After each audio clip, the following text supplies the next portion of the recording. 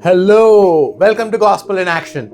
In this video, we will witness Jesus explaining to the crowd present there that whatever he does or teaches, he does it by the authority of his Father in heaven. He always makes sure that God gets the glory in everything he does or teaches. We will see the crowd's response to that, and we will learn that as Christians, we can judge others, but the judgment must be a righteous judgment. So without wasting much time, let us get to the video.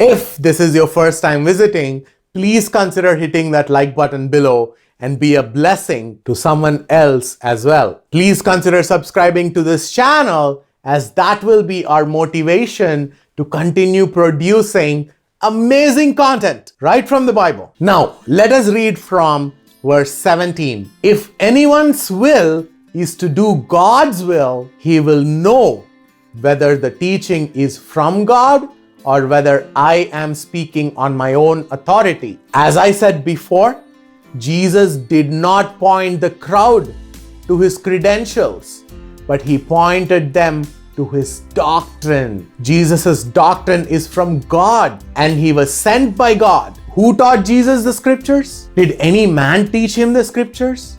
Or did he teach himself? It is neither. It was God who taught Jesus the scriptures.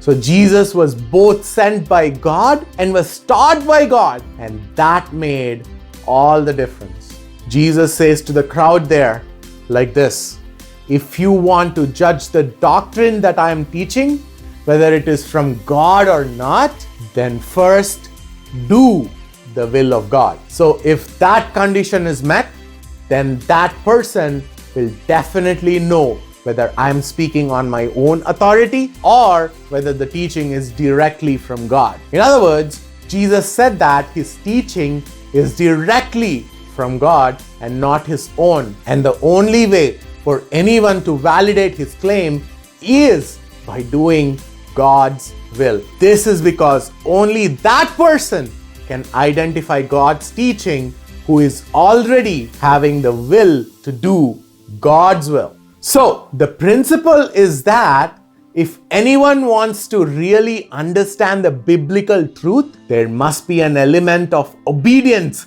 to God in the first place. That means there must already be the love of God within their hearts, as that obedience must come out of love but not obligation. Note that it need not be a sinless or a perfect obedience. Otherwise, we would all be like Jesus, which is not possible in this life. Anyway, this is what I have been stressing on in several of my previous videos, that the love of God is indeed a crucial factor. In fact, the love of God is the most important prerequisite for Jesus to choose us for service. Jesus chose his disciples, including Judas Iscariot, because they all had the love of God within them to begin with and had the will to do God's will. But we know that Judas has later abandoned his first love, went his own way, and betrayed Jesus. Anyway, the love of God cannot be taught by any seminary or any higher education. The love of God needs to be spiritually imparted to a person, and that happens when that particular person makes a decision to get right with God. Only after that he would be able to grasp the biblical truth. Anyway, let us move forward to verse 18. The one who speaks on his own authority seeks his own glory, but the one who seeks the glory of him who sent him is true, and in him there is no falsehood. Jesus here was explaining to the crowd another way to prove that whatever he spoke was the truth.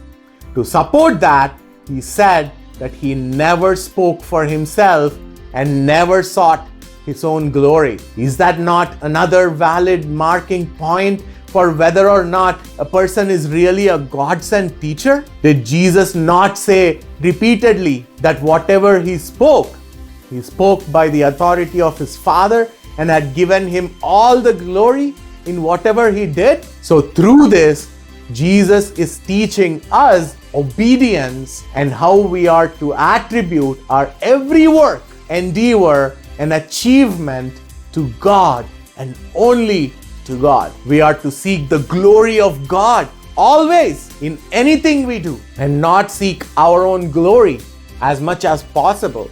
Just as John the Baptist said in John chapter 3 and verse 30, Jesus must increase, but we must decrease. Yes, Jesus and God are one. If we look at the latter part of the verse, Jesus also said he himself, who was sent by God, is true and that there is no falsehood or any unrighteousness in himself. Indeed, this is a pretty bold claim from Jesus, and he said it in such a way as if addressing a third person to speak the truth and display humility at the same time. But think about it.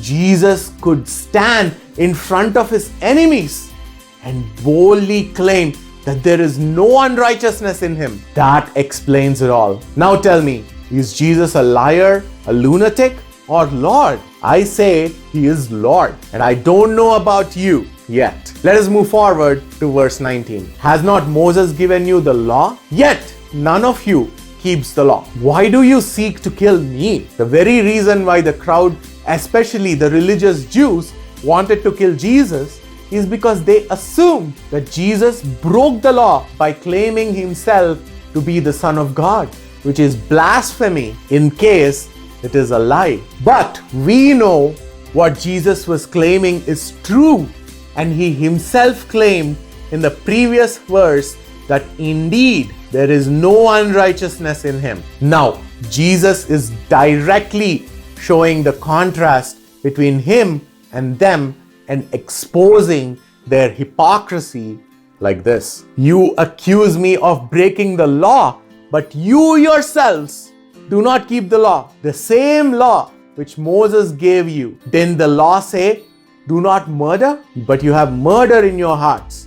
You seek to arrest me, silence me, and ultimately murder me. Then, are you not breaking the law right now? Now look at the crowd's response in verse 20. The crowd answered, you have a demon. Who is seeking to kill you? So when Jesus said that, some of them in the crowd who are completely unaware of the plot to kill Jesus thought that he was paranoid. And so they said that Jesus had a demon inside of him and that nobody is seeking to kill him. But we know that it is not true. In fact, the religious Jews were seriously plotting to kill Jesus. Look at Jesus' response to that in verse 21. Jesus answered them, I did one work and you marvel at it. Moses gave you circumcision, not that it is from Moses, but from the fathers, and you circumcise a man on the Sabbath. If on the Sabbath a man receives a circumcision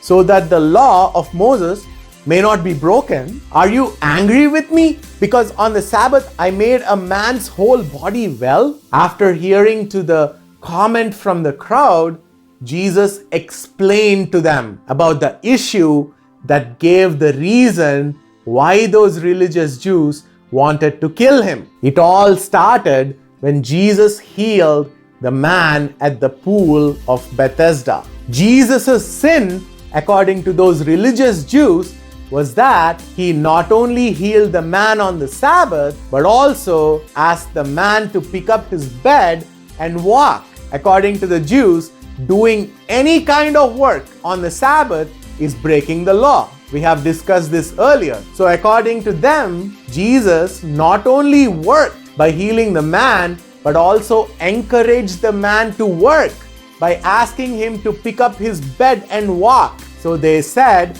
that Jesus violated the Sabbath, which is not true. The truth is that they have never understood the true purpose of the Sabbath. They have made Sabbath more important than the real need of a man. The Bible's message is clear. No law is greater when it comes to the need of a man.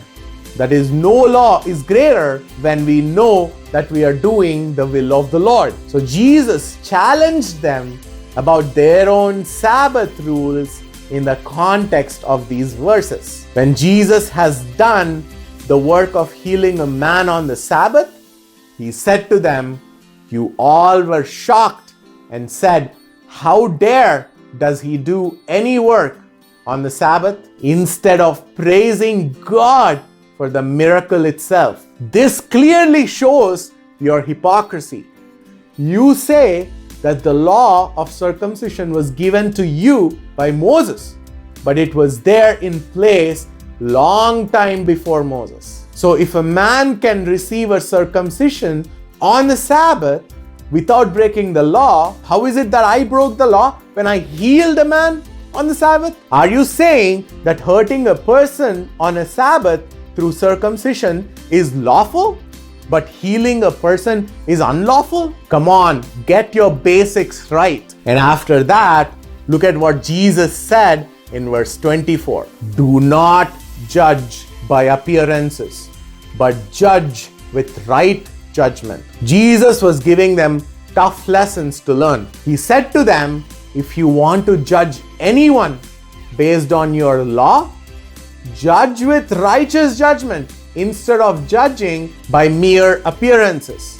In other words, Jesus said, do not follow the laws blindly, but understand the reason behind those laws and judge with love for others in your hearts. In Matthew chapter 7, verses 1 through 5, Jesus said, "How can you judge others when you are guilty of the same sins that they committed? First seek forgiveness for your own sins and change your lives before judging others." This is because if you judge others with unrighteous and unfair judgment, you will be judged later by God with the same measure of judgment that you used on others. So be very careful when passing judgment on others. Jesus said all this in the context of working on the Sabbath. In short,